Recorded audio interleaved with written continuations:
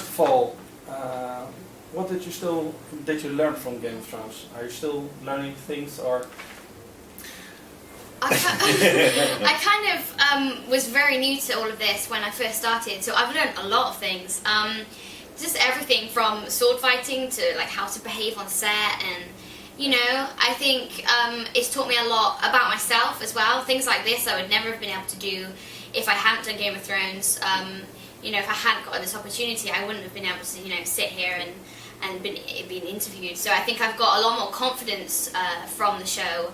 And yeah, I think it's been, despite all of, the success of the show, I think it's given me a lot. Did you think when you started for Game of Thrones it was going to be so big? No, not at all. I didn't have a clue. I just thought it was really, really cool that I was going to be in a TV series, and I liked the character, and I thought she was really interesting. And then it just started getting bigger and bigger and bigger, and now I realise, what I've gotten myself into. Like, and how do I get out? Yeah, exactly. I just loving the experience, really.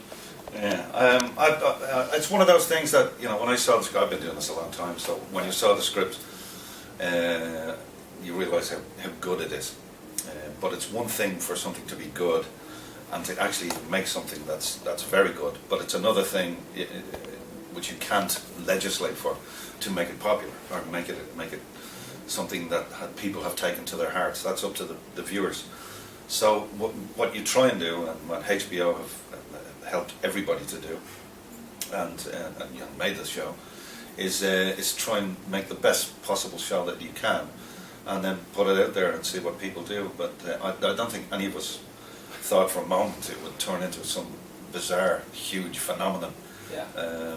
But it makes us raise our game, make sure that we're very aware of the responsibility, all of us, that from the producers to everybody on set, to keep the quality as high as we can, and keep those surprises coming, and keep it nasty and good and funny and horrific.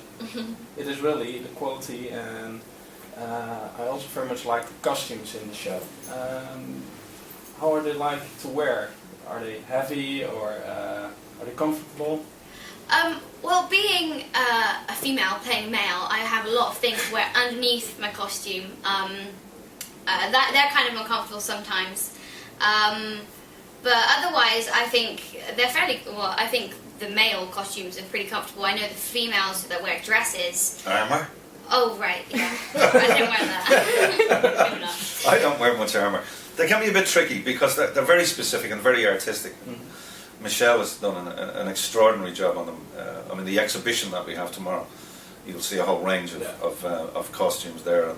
And what's great is you can get really close up and see the attention to detail, and the same with the props and the production design as well. It makes our job as actors a lot easier when everything feels real, and you can throw yourself and open your imagination and take this world around you as a real world, and it makes the acting a little easier to do as well. I can imagine, but does it take a long time to get them on? I have read some stories from guys who played Kingsguard, and 2 or 3 people helping. Yeah, you can't put them on by yourself. Even I can't with the cape that I was wearing, and I call it my Gaultier thing. I've got a kind of ripped, specifically designed tunic that I wear as well. But you can't. I don't think that hardly anybody get. Do you get ready on your own? I do. They come in and sew me up. I wear like a neck rag, and they need to be sewn together because they're so annoying. Michelle loves neck rags. They look fantastic, but they're kind of frustrating sometimes. Yeah. But yeah, I think Rory, who plays the Hound, has like this special thing he wears under his costume, which is like ice packs, like a armor of ice packs underneath when he's doing interior scenes. The big fight scene that he had this year, he was literally like pouring ice down his costume just because he was so hot. And he had to stand in fire. Yeah, exactly. So not only are you hot from fighting, you're obviously standing in a fire as well. Yeah, so I know he struggles a lot with his costume. It looks fantastic though, but it is a bit of a struggle sometimes for the cast. For you, Liam, You've worked before with our Dutch actress, Carice van Houten. I have, yeah. How was it? Well, bizarrely, when we did Black Butterflies together a few years ago in South Africa, and we played lovers, and then this time around we're playing complete enemies, which is quite bizarre, a bit like a marriage. But she's wonderful. She's incredibly professional. She's a very talented woman, and we know each other very well. We're friends. So we have a laugh when I mean the work is very intense, scenes are very long, but we prepare a lot so that we're as ready as we possibly can when we hit the set. So we're not doing too much discovery. So when we have our downtime, we have a good laugh together. She's I like her company. She's a good girl. For you, Maisie, you had a great scene with Carice. Yeah, I've learned a lot from Carice. I think the way she kind of just holds herself on camera and like in real life, she's so she commands a lot of respect, and you know, I think. Not for me. But I think, yeah, I just think it was really nice to watch and work with another woman as well, because I've just been with men and boys for the past year and a bit. So yeah, it was nice to have another female on set, and I learned a lot from her. She's a really interesting actress. Yeah, we get a lot of response on the scene you did. I mean, I think in the episode of last week.